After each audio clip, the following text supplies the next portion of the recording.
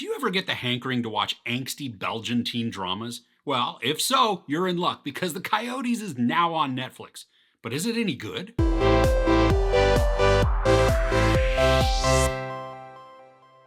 A scout patrol stumbles upon diamonds during a camping trip. Torn between giving them back, sharing them, or keeping them, each member questions their own morality. So before Netflix purchased the distribution rights for this, at least in the US, this had an international release. And you can tell that it had been formatted for broadcast TV because there are spots within each of these 6 episodes that fade to black for a couple of seconds, leaving time for a commercial break. The plot revolves around a summer camp for a group of scouts, and each group within the larger scout group is named after an animal, and the pack that this story follows is the Coyotes, thus the name of the series. One of the Coyotes, a new scout named Kevin, finds a stash of diamonds by happenstance, and wanting to use them to escape his bad family life, he hatches a plan to sell them. The other members of the Coyotes find out about the diamonds, and then they join in on the scheme. But obviously, the diamonds belong to somebody, and sure enough, they come after the group in an effort to reclaim their stash. This show has some good potential. The acting is halfway decent for some of the characters, but really it's the story that is what could make this limited series a must binge. But they missed the mark. The angst and drama amongst the Coyotes, let alone any outside influences, is sometimes overblown, but it can be fun. And I think that the series starts off in an okay manner.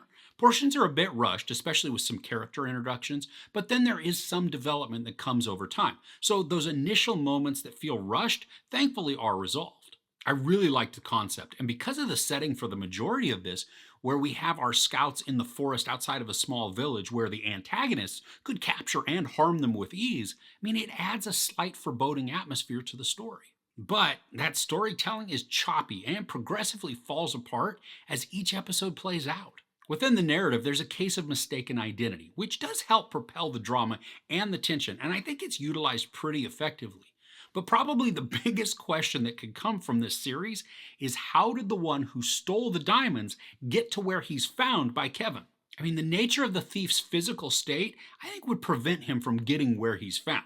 And then, in the case of needing to add unnecessary drama to the story, Kevin makes a decision in regards to the thief, which is completely mind-boggling and then totally idiotic. Within this, there are a few different groups of antagonists, too, who could enhance the danger and the suspense.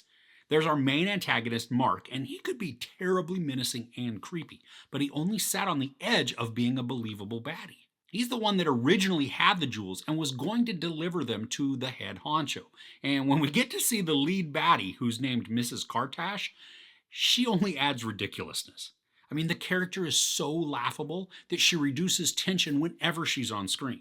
And she's actually more of a distraction to the story and ultimately not needed because Mark just could have become more sinister and taken over what the story uses 3 people to do.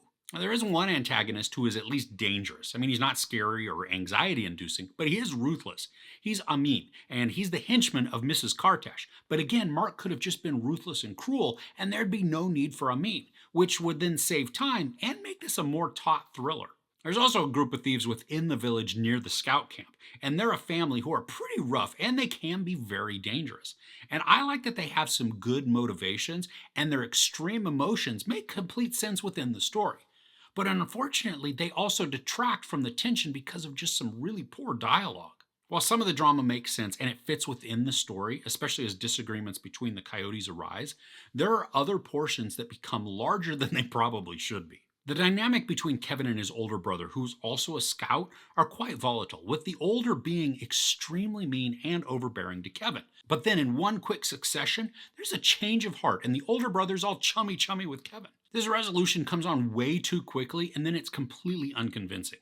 And I'm glad that they're able to resolve their differences, but it doesn't feel genuine or earned in the slightest. Now, this wouldn't be a teen drama if there weren't some sort of romance angle thrown in, and we certainly do get that. Kevin has this on again, off again, then on again summer attraction with a girl from the village. They work well together, and I do like some complications that are thrown in, which then exploit their dynamic.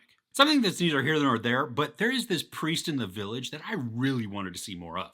I like when he's on screen because he's more of a regular guy, instead of some stuffy, holier-than-thou persona. He's also an amateur wrestler on the side, and funny enough, he happens to look a little like a chubby Joe Exotic. While I was sort of on board for the story through most of this, I mean, even if it was deteriorating as the show went along, the final episode just became laughable. The culmination of events is natural, but then certain points are rushed, and when we get to a final showdown between the Coyotes and the bad guys, it's goofy and comical. The characters don't really do anything despite a bunch of posturing, and then once some fighting begins, it's downright cartoonish. There are 6 episodes that are each around 45 ish minutes long, and there were portions that I was fully engaged and loving the angst and the drama, but I wasn't experiencing that the whole way through. So, when all is said and done, The Coyotes is a series that has potential and even has a compelling start. The concept is promising, and many of the actors craft characters that, despite making poor decisions, can be sympathetic and worthy of our attention. Unfortunately, the story crumbles and becomes destroyed by its own ridiculousness as the episodes go by. The antagonists could have been way more threatening and effective by reducing the amount of them and then combining them to make one very dark and deadly villain. And in an effort to wrap things up nicely, the story rushes the conclusion, making the final climax a ridiculous interaction that felt weightless and inconsequential, despite the expectation of a meaningful showdown. If you've been considering checking this one out, I recommend skipping it and saving your time to binge something else. There's sex, nudity, a ton of profanity, and some surprisingly brutal violence. I give The Coyotes 2 out of 5 couches. So, what are you binging right now? Let me know in the comments about something that you've enjoyed watching. If you enjoyed this review, please give it a like. Also, don't forget to share and subscribe. I'm Chris. This is Movies and Munchies. Thanks for couching with me.